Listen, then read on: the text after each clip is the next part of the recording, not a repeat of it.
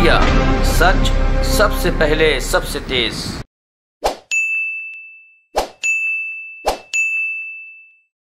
आज जो यादव जी ने कहा उससे मैं सहमत हूँ कि देश की हालत बहुत ख़राब है, नफरत फैलाई जा रही है और देश को बांटा जा रहा है।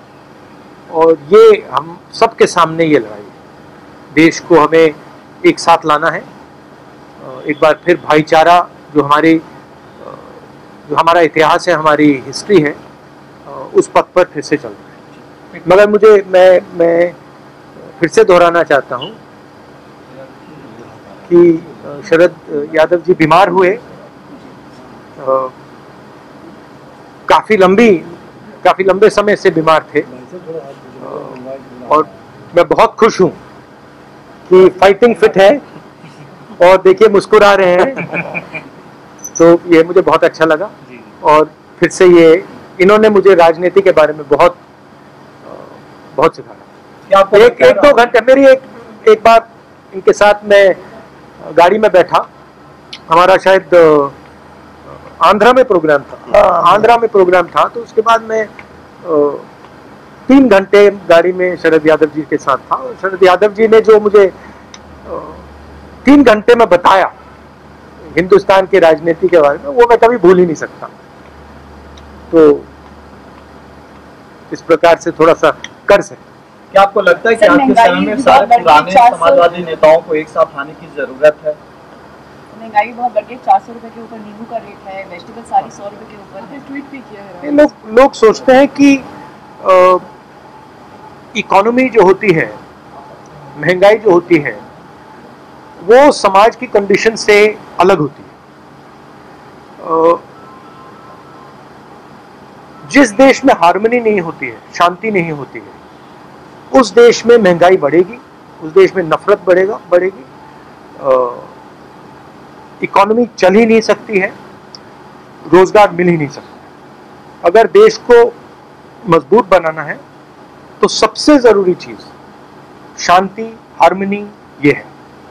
और बीजेपी के लोग सोचते हैं कि नफरत फैलाकर, लोगों को डराकर, लोगों को मारकर हिंदुस्तान की इकोनॉमी को स्ट्रेंथन किया जा सकता है। गलतफहमी में है। राहुल जी, आप लगातार ये कहते रहे कि इकोनॉमी कोलैप्स होने वाली मौजूदा वक्त की सरकार है। अभी ये खबर प्रधानमंत्री नरेंद्र मोदी की बैठक से बाहर निकली है कि जो हालात मौजूदा वक्त में देश के हैं, वो हालात श्रीलंका जैसे होते जा रहे हैं। यानी श्रीलंका नहीं, मैं आपको ये बता देता हूँ, आप हिंदुस्तान की जो आर्थिक सिचुएशन है, रोजगार की सिचुएशन है, उसको आप अभी इमेजिन ही नहीं कर सकते। जो आने वाला है वो आपने अपनी पूरी जिंदगी में नहीं देखा है, क्योंकि इस देश का जो रोजगार का स्ट्रक्चर है, जो रीढ़ की हड्डी है, वो टूट गई है। जो स्मॉल एंड मीडियम बिजनेस हैं, छोटे दुकान चलाते हैं, इनफॉर्मल सेक्टर जो था, ये हमारी रीढ़ की हड्डी है। बड़े बड़े इकोनॉमिस्ट सोचते हैं, ब्यूरोक्रेट सोचते हैं कि इसका कोई मतलब ही नहीं। वो दूसरे देशों को देखकर अपना प्लान बनाते हैं। जैसे प्रधानमंत्री के माइंड में है कि भैया देखो साउथ कोरिया ने क्या किया, हमें भी करना चाहिए। वो बाहर देखते हैं और फिर कहते हैं हाँ हमें वैसे बनना है। उस प्रकार से काम नहीं हो सकता। हमें सबसे पहले ये पहचानना है कि हम हैं क्या और यहां क्या चलता है। तो ये रीढ़ की हड्डी जो इन्होंने तोड़ी है, इसका रिजल्ट अगले 2, 3, 4 साल में आएगा और भयंकर रिजल्ट आएगा। राहुल जी, राष्ट्रपति का चुनाव नजदीक है, विपक्षी पार्टियों के पास उतनी संख्या नहीं है। कहा जा रहा है विपक्षी पार्टी एक साथ एक यूनाइटेड एक उम्मीदवार खड़ा करेंगे। इस तरफ आप लोगों का कुछ है? क्या इसमें आज कोई बात हुई? इस पे अभी मैं कोई कमेंट नहीं करूंगा, इसमें जाना नहीं चाहता हूँ। पेट्रोल डीजल का डिस्कशन जो है, महंगाई पर पूरा विपक्ष जो है पूरे बजट सेशन के अंदर मांग रहा था, लेकिन ऐसा नहीं हुआ। एक दिन पहले ही हाउस को सैनिटाइज कर दिया गया। कांग्रेस पार्टी ने तो ये इल्जाम लगा दिया कि सरकार जो है महंगाई के बहस से, चर्चा से डर के भाग गई। देखिए, रियलिटी से कोई नहीं बच सकता।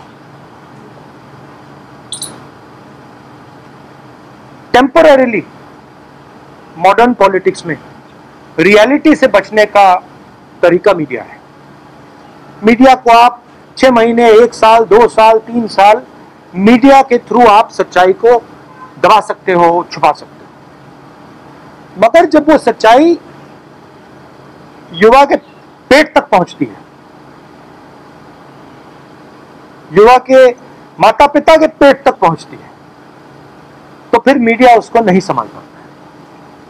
पिछले 2-3 साल मीडिया ने सच्चाई को छुपाया है। हमारे इंस्टीट्यूशंस ने, मीडिया ने, बीजेपी के नेताओं ने, आरएसएस ने सच्चाई को छुपा के रखा है। अब आस्ते आस्ते सच्चाई बाहर निकलेगी। वही हुआ है श्रीलंका में। श्रीलंका में सच्चाई बाहर आ गई, हिंदुस्तान में सच्चाई बाहर आएगी।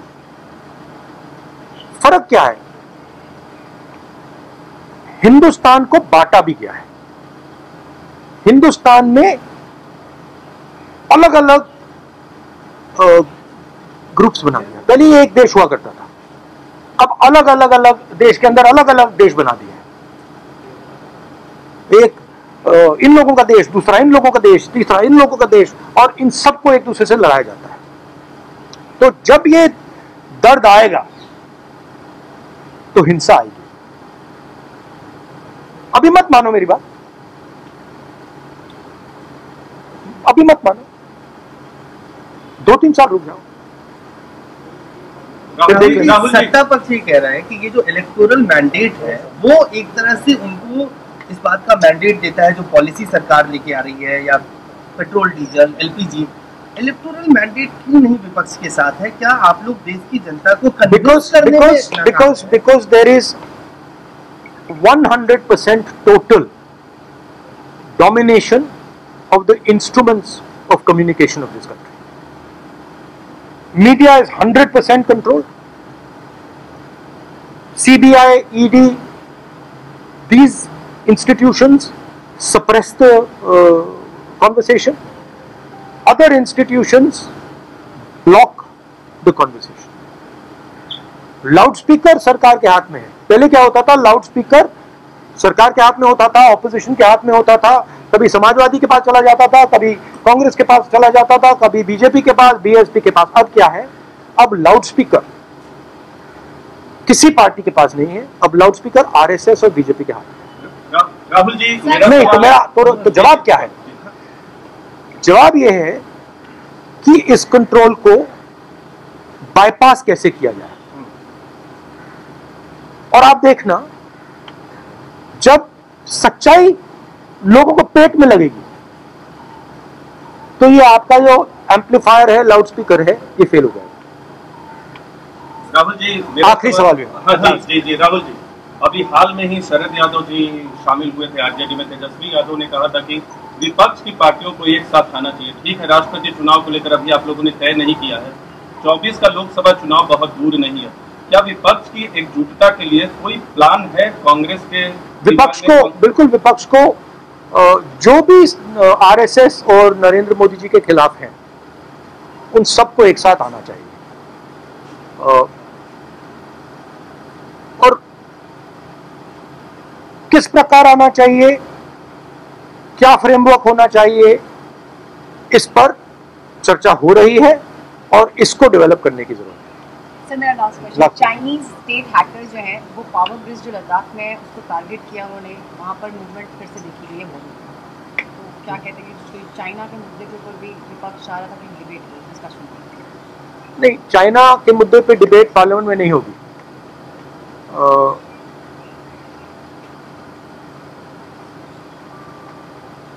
यूक्रेन में, यूक्रेन का प्रिंसिपल क्या है?